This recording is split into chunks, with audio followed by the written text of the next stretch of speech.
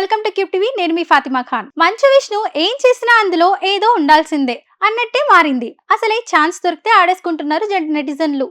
అయినా సరే వాళ్ళను గెలికి మరీ ట్రోల్స్ చేయించుకున్నట్లే కనిపిస్తుంది మంచు విష్ణు చేస్తున్న పనులు. ఇప్పుడు హేమ విషయంలో కూడా మరోసారి ఇలాంటి పనే చేశాడు. టాలీవుడ్ ని ఇప్పుడు బెంగళూరులో రేవ్ వ్యవహారం కుదిపేస్తుంది. ఇందులో తెలుగు ఇండస్ట్రీకి చెందిన వారు ఉన్నారు.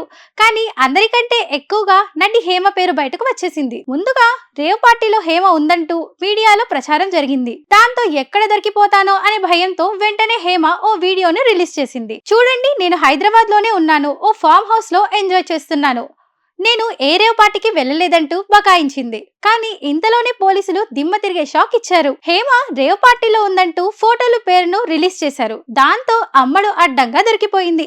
అయినా సరే నేనెందుకు తగ్గాలని అనుకుందేమో, కానీ నేను హైదరాబాద్ లోనే ఉన్నానంటూ ఓ బిర్యానీ వీడియో రిలీజ్ చేసింది. ఇలా అయినా తన మీద వార్తలు ఆగుతాయేమో అనుకుంది. కానీ ఇంతలోనే ఇంకో దెబ్బ పడింది. డ్రగ్స్ టెస్ట్ లో ఆమెకు పాజిటివ్ వచ్చింది. అంటే ఆమె డ్రగ్స్ తీసుకున్నట్టు తేలిపోయింది. దీంతో నెట్టింట్లో రచ్చరచ్చ జరుగుతోంది. మహానటి అంటూ ఆమెను తెగ ట్రోల్స్ చేస్తున్నారు.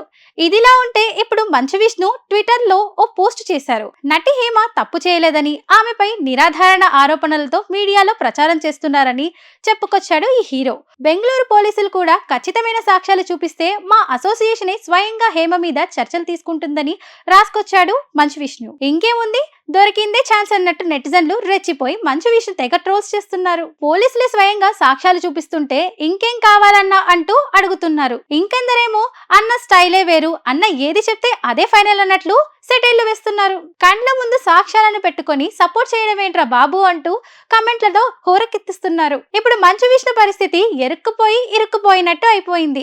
ఆ మాత్రం తెలుసుకోకుండా పోస్ట్ చేసి నవ్వుల పాలు కావడం ఏంటని అంటున్నారు నెటిజన్లు.